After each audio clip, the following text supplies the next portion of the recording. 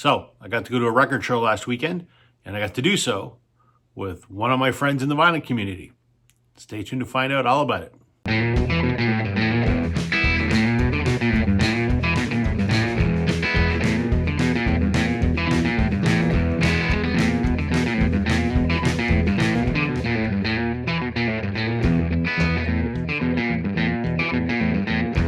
Hey everybody, welcome to Northern Revolutions. I'm Rob.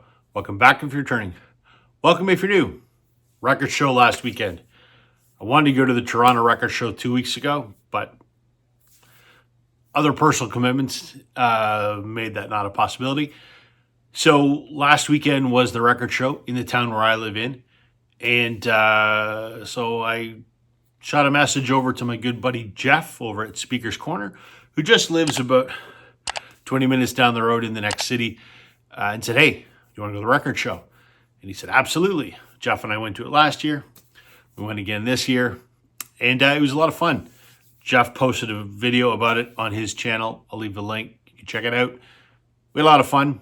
It's not a big show. It's a relatively small show. But I ran out of money anyway. So productive day, I guess you could say. So I'm going to show you what I got. Now, I went into this show not really looking for anything in particular. You know, there's always my perpetual want list of things that I'm never going to find. But, I've been on the lookout for some Springsteen albums. But that's really about it. So the first thing that I decided to pick up, I haven't seen before anywhere. And this is the Goo Goo Dolls' Jed. So this is an album from 1989. This is their second album, I believe. The Goo Goo Dolls obviously became huge, Iris, Broadway. They had a whole string of hits. But they really didn't make it, shall we say, until Dizzy Up the Girl, which was, I think, their fifth studio album. This is their second. Had not heard it. There's no hits on it. But I bought it because I like the band. It's interesting. And I knew what to expect coming into this because, I guess you could say the Goo Goo Dolls became, radio-friendly, MTV-friendly, rock pop. But back in the day in Buffalo, they were a punk band. You can see, going a little crazy there. This is very different to the Goo Goo Dolls that you will have seen on MTV or Much Music or on the radio. This is a punk record. It's honestly kind of shit, to be quite honest. But back in the early days, the Goo Goo Dolls is two guys, basically. It's Johnny Resnick and Robbie Takak. Everyone knows Johnny Resnick, the lead singer. He's the guy that writes the stuff. But back in the early days, Robbie Takak, the bass player, was the lead singer. I don't want to be mean, but it's a good thing Johnny became the singer. It's not very good. But that's okay. I wanted to have this, and it was a hell of a price, so couldn't pass it up. And I was curious how it compared to their later stuff. So, Goo Goo Dolls and Jed. Glad that I found it. Of course, there has to be some Canadian content. Doesn't have to be, but I just happened to pick this up. This is an album by a band called the Stampeders, and this is called Against the Grain. If you are a Canadian and you are over the age of 35, even if you don't know the Stampeders, you know a few of their songs. They were a predominantly country, but like mainstream pop back in the 70s, I guess. They weren't country like, they look country, but they're like, AM radio hits kind of country. And they had an absolutely massive song called Sweet City Woman, which is on here. And they also had another song I love called Carry Me. And the impetus for me buying this is, and I show this in my Canadians Talking About Canadian Music video that's up around the same time that this one comes up, an album by the Trans-Canada Highwaymen, and they cover the song Carry Me. And I forgot how great of a song that was. So this is kind of like country rock pop from the 70s, I guess. These guys are an absolute staple of what we called oldies radio back in the 90s. You'd hear these guys all the time on your local AM radio station, because they had some hits in the 70s. So, because of Sweet City Woman and Carry Me, this was $5, so I picked it up. And I mentioned I've been on the lookout for some Springsteen. On a big Springsteen kick. Still haven't made a video about it, but I will. I found at record stores and record shows in the last, 8 months or whatever that I've been doing this kind of Springsteen thing, you see the same stuff all the time. Born in the USA, Born to Run, Darkness on the Edge of Town, Nebraska, The River, and Asbury Park, and the E Street Shuffle album. You see those all the time. And you find the really new stuff, but you don't find that like late 80s, early 90s stuff that often. But I did find Lucky Town. First time I had seen this in person. So I think this was 92 when this came out. It was the only vendor that had this. So I bought it. It's in really, really fantastic shape. I don't think the record's even ever been played. What do I think of it?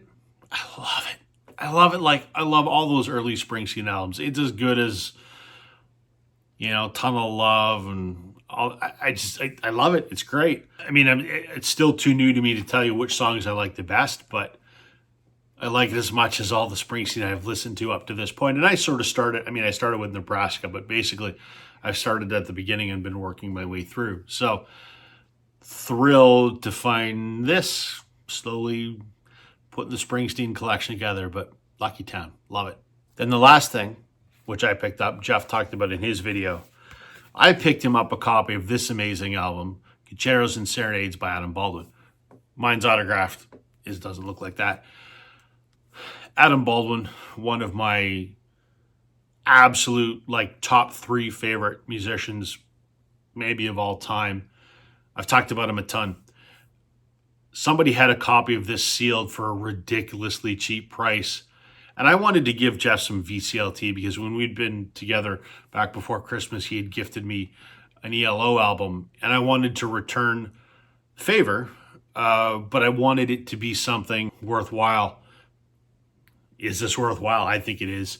I hope Jeff appreciates this record. I hope he enjoys it. I know he appreciates it. That's the wrong word. I hope he enjoys it. It's one of my favorite albums of all time. What I like about this record, Adam is a rocker. Springsteen's his hero. His early stuff is very Springsteen inspired. To that end, he put out his self-titled album, which came out in 2013, simply called Adam Baldwin. Then he put out this, No Telling When, precisely 1985, which is an 80s-inspired rock record, but still a very rock record, 2016. And this is called No Rest for the Wicked, which I absolutely love, in 2019. All stellar rock records. Adam shifted gears a little bit and put this out in 2022. It's a folk record. He was trying to write a Stan Rogers record. Stan Rogers is a Canadian folk singer that died in a strange airplane mishap, let's just say. You can Google that if you'd like. What I love about this is a storytelling record in the vein of Gordon Lightfoot. Like, I think of The Wreck of the Edmund Fitzgerald.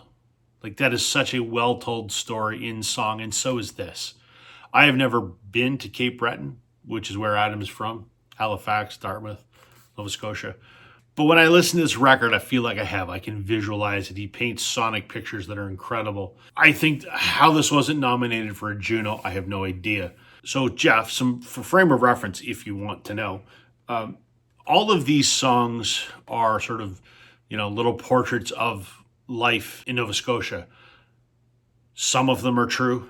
Some of them are based on, urban legends or often told stories.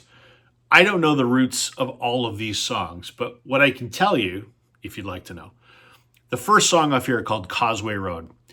It starts off and says, it's about a fictitious character, shall we say, called Danny Fingers. And it's kind of the story about how Danny Fingers got that nickname. And essentially, he went out to sort of seek some vigilante justice against some folks that he felt provided some wrongdoing sold his brother a faulty fishing boat, which ultimately led to his death. Danny Fingers went out to get some vindication, and it did not go well. Lost some fingers. Listen to the song, you'll understand. And it was a sort of like a local folk tale, if you will. So Adam wrote and recorded this song, bought a house, moved into a house, and his next door neighbor was a guy named Donnie. Well, it turns out Donnie is the real life Danny Fingers. And he approves of this song, and the story is absolutely true. The story of Donnie is Danny Fingers in the song Causeway Road. Fascinating song. Tragic, but fascinating.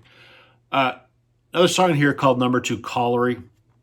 It's a real life event with a fictionalized firsthand account, if you will.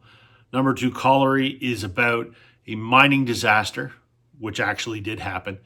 But it's told from the standpoint of a man who worked in the coal mine, and his wife was cheating on him with his brother, and she was pregnant with his child. And it's him coming to the realization that he's going to die in this coal mine, and he hopes that his brother will raise the child as his own. Those characters are fictitious, but the mining disaster is absolutely true. Another song in here called Gerald Burgess, Racetrack Full Service Auto Body. It's about a real life service station that was actually called Gerald Burgess Racetrack Full Service Auto Body. I don't know if Adam actually worked there or not, but it's about life at that establishment. It's no longer there. There's still a gas station at that spot, but it's not the Gerald Burgess Racetrack. Lighthouse in Little Lorraine, which is what this is. This is the lighthouse at Little Lorraine. It is not actually a lighthouse. It's photographed very well. It's really only about 10 feet tall. It's not a full lighthouse, but it is a signal light to guide ships. But what this is about is an urban legend that back in the 60s, allegedly, drug runners were running cocaine in caskets from Boston up to Nova Scotia, dumping them overboard, and guys would come out and pick up the caskets with cocaine. Is it true? Depends who you talk to, I guess. Fantastic song, great video for it. Tragic ending in the song. And the last one that I know about is The Voice of the Eastern Passage, Wayne's Serenade. Eastern Passage is a town just outside of Halifax and Dartmouth, right on the coast. And Wayne, I can't remember Wayne's last name, he started a community radio station in Eastern Passage. And it was kind of like the beacon for travelers, whether you're out on the water or whether you were driving through, the largely unpopulated areas north of the city. He talks about as long as my radio catches 105.9 on the FM dial, you kind of felt like you were getting close to home if you could hear Wayne on his radio. So it's a tribute to Wayne. Again, I can't remember his last name, but he passed away. But it's Adam paying homage to this guy who was kind of a local institution. So there you go, Jeff. There's a little bit of backstory. I'm rambling, but all of these are based on real people or real events or stories from the community. But even though I haven't been there, I kind of feel like I know it. So just an incredible album. I hope you like it 1/10 as much as I love it. So that was what I picked up at the record show. Jeff and I had a great time. I know Jeff ran out of money too, so he had a successful day. Then we went and had some lunch. He stopped by Northern Revolution World headquarters. It was a lot of fun, and I look forward to getting together with Jeff again. Please check out his video. I'll leave a link for it. That's everything for me today, everybody. Catch you on the flip side.